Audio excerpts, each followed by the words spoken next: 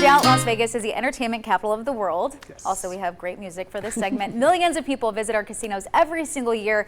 But once upon a time, Cuba was the gambling mecca. Yeah, that's right. Our Alyssa Bethencourt shows us how Cuba's downfall led to the rise of Las Vegas.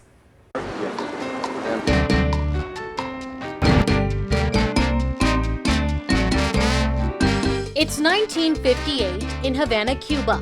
American tourists are flocking to the island, enjoying everything its luxurious hotels, white sand beaches, and casinos have to offer. Cuba was billed as America's playground. The country is thriving and considered one of the most advanced in Latin America. Cuba was the #1 draw in the Caribbean. #1. But while tourists eagerly spin the roulette wheel in Havana, a revolution is brewing in the less glamorous countryside, where locals are fed up with the leadership under dictator Fulgencio Batista, who's profiting from the island's success. Batista was an incredibly corrupt individual. He really was.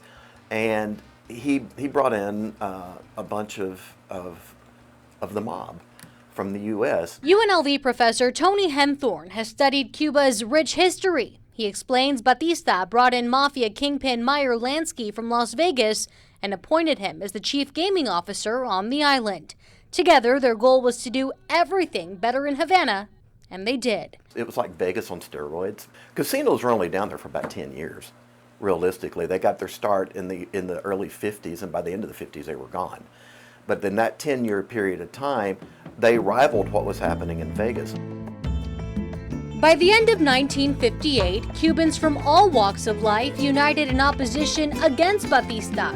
The stage was set for revolution, and many looked to Fidel Castro, a well-respected lawyer who lacked political experience but promised change.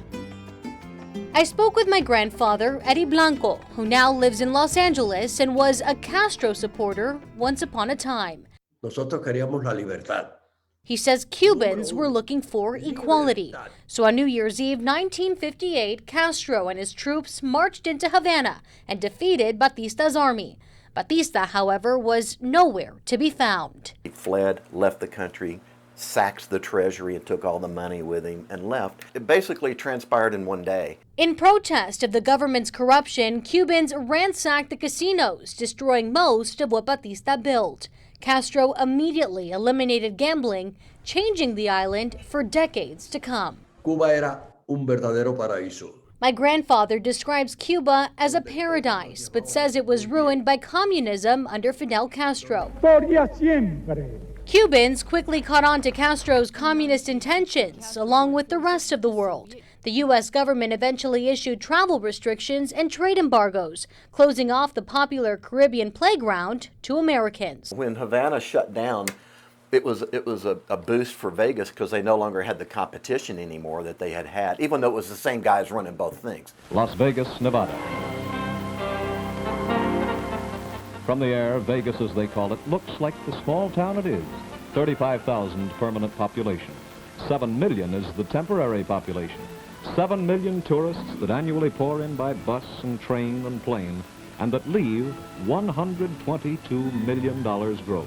I think if Cuba had maintained, I don't know if we would see Vegas like it is today. I honestly don't know if we would or not. Meanwhile, in modern-day Havana, the remnants of a once glamorous past are everywhere. Havana is caught in 1959. The buildings are old. The cars are old. There really hasn't been a lot of development since that period in time. Just another example of how Latinos, whether directly or indirectly, have helped make Sin City what it is today. Reporting in Las Vegas, I'm Alyssa Bethencourt. Great story there, and the travel embargo is still in place today. Many of Castro's supporters ended up fleeing the country when they realized his communist intentions, including Alyssa's family. Between 1959 and 1970, 500,000 Cubans left the island, expecting to go back in just a few months later. But now, almost 60 years later, they have yet to return. Be sure to keep watching our special Hispanic Heritage Month coverage every weekday at 6 a.m. or 6 p.m. or at ktmv.com/celebrandoLV.